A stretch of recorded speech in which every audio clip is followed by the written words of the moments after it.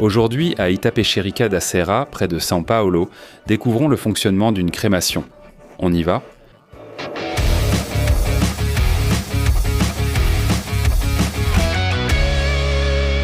J'avoue avoir longtemps hésité à enregistrer cette vidéo, car le sujet peut déranger.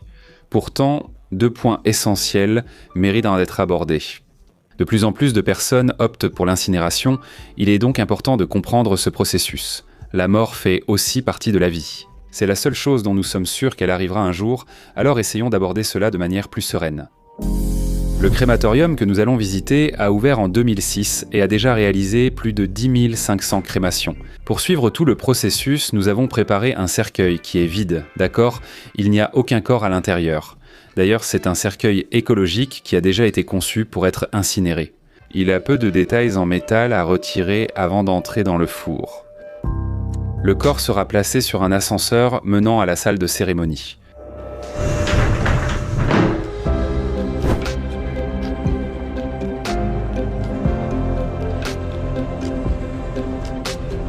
Ici, la plupart des familles ne font pas de veillée funèbre, c'est juste une cérémonie d'adieu qui dure environ une demi-heure. À la fin, le cercueil descend, c'est un moment très important, c'est l'équivalent de mettre le corps dans la tombe, si c'était dans un cimetière. Un travail méconnu débute maintenant. Le cercueil n'y va pas directement. Pour la crémation, il est placé dans une chambre froide à environ 4 degrés Celsius. La loi impose un délai de 24 heures entre le décès et la crémation, car celle-ci efface toute preuve, même l'acide désoxyribonucléique. Si besoin d'enquête, le corps reste ici un moment. Il y a aussi la question du four, similaire à un four domestique. Il doit chauffer, donc au moment où il est chaud, il est important d'en profiter pour faire une série de crémations. J'apprends encore à bien utiliser ce chariot jusqu'à la fin de l'enregistrement. Musique. Voici le four, entièrement tapissé de briques réfractaires à l'intérieur, comme une cheminée. Il fonctionne au gaz de pétrole liquéfié, le même gaz que pour la cuisine. La flamme va sortir par un point qui se trouve à peu près au niveau de la poitrine de la personne, là où l'être humain a le plus de masse. Et les gaz vont s'échapper par cette sortie, qui se trouve tout au fond. Une plaque réfractaire sera alors placée dans le cercueil. Faite d'un matériau ininflammable, elle garantit que le corps ne soit pas échangé, comme une carte d'identité. Une autre chose importante à ce moment-là, c'est que le corps ne doit pas avoir de pacemaker, parce qu'à l'intérieur de cet appareil, il y a une batterie qui explose dans le four au moment de la crémation.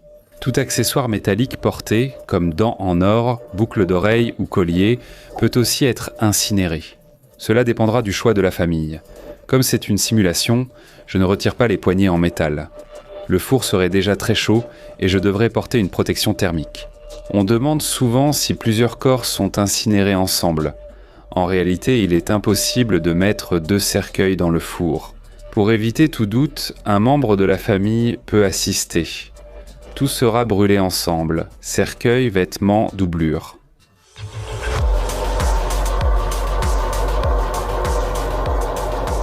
Comme plus de la moitié du corps humain est composé d'eau, le four est d'abord chauffé à 800 degrés pour déshydrater le corps et évaporer l'eau.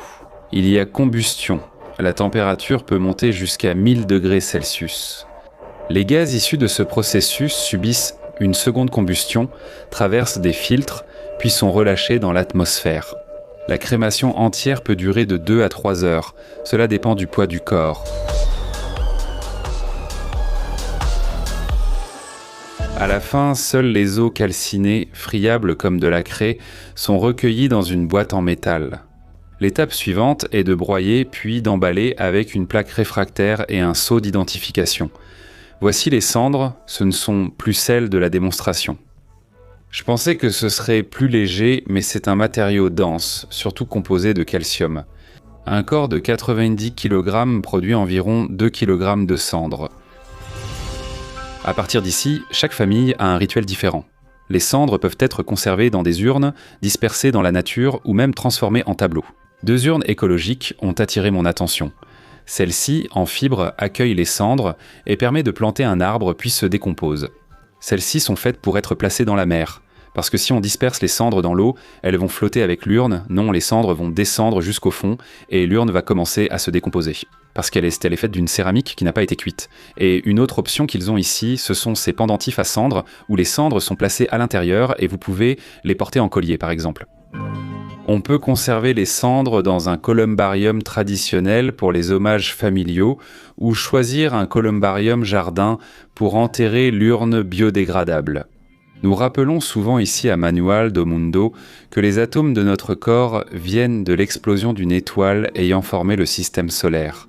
Nous sommes faits de poussière d'étoiles. Aujourd'hui, nous avons vu ce cycle se poursuivre, l'humain retournant à la nature.